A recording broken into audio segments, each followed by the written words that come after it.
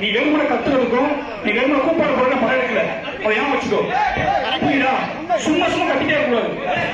படம் எதுக்காக அதை புரிச்சுக்கோ. எதுக்காக சீரியல் தேட்டருக்கு வந்திருக்க? எதையாவது கத்துட்டு போக தேட்டருக்கு வந்திருக்க? எதுக்கு இருந்தாலும் கத்திட்டு என்ன அர்த்தம்? ஏன் எல்லா இடத்துலையும் கத்திக்கிட்டே இருக்கீங்க? நான் உங்களை பார்க்க தான் சரியில்லைன்னு வந்து எல்லாருமே ஓகேவா? முதல்ல எங்கிட்ட பேசுங்க, முதல்ல எங்கிட்ட பேசுங்க. நான் சொல்றதை கேளுங்க. சினிமாங்கிறது பார்த்து புரிஞ்சு சந்தோஷமா போறது தான். வெறும் ஒருத்தரை பார்த்து கத்தி கூப்பாடு போட்டு அம்மா போறதுக்கு இல்ல, புரியுதா?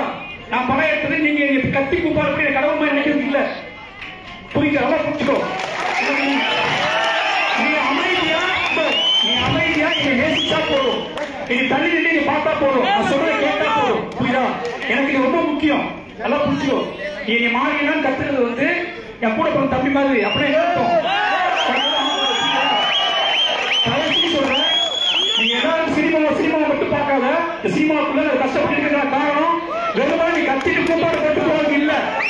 நம்ம ஊரை புரிஞ்சுக்கோ, நம்ம மண்ணை புரிஞ்சுக்கோ, சந்தோஷமா இரு, ஒருத்தர் நேசி அன்பா இரு, யாரையும் துன்புறுத்தாத, யாரையும் எதிரியா கிடைக்காத, யாரையும் கஷ்டப்படுத்தாத, புரியுதா? எல்லாரும் ஒன்னா அன்பா இந்த மண்ணோட சேர்ந்து வாழ்றதுக்கு வந்துருக்கோம், ஓகேவா? அம்மா அப்பா நேசி, புரியுதா? தயவு சொல்ற, சும்மா சும்மா கத்திக்கிட்டு அமைதியா படுத்த பாருங்க. அமைதியா பாரு, அழகா பாருங்க. ஒய்ஃபோட, மனைவியோட, காதலியோட, குழந்தையோட படத்தை பாரு. இப்படி பண்ணீங்க அப்படின்னா புரியுதா? எப்பவுமே சந்தோஷமா இருங்க, புரியுதா? உனக்கு யாரையுமே 3 பேர் பார்த்து கொஞ்சம் நல்லா சொல்றேன்.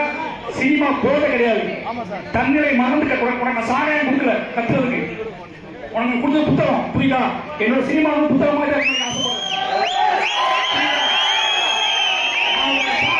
நான் உனக்கு சாராயம் கொடுத்து ஆடாதுக்காக வரல. தயவு செஞ்சு சாராயம் முடிச்ச மாதிரி ஆடாதீங்க. சந்தோஷமா இரு, ஹாப்பியா இரு. குரு உன்கிட்ட பேசுவான், ஓகே?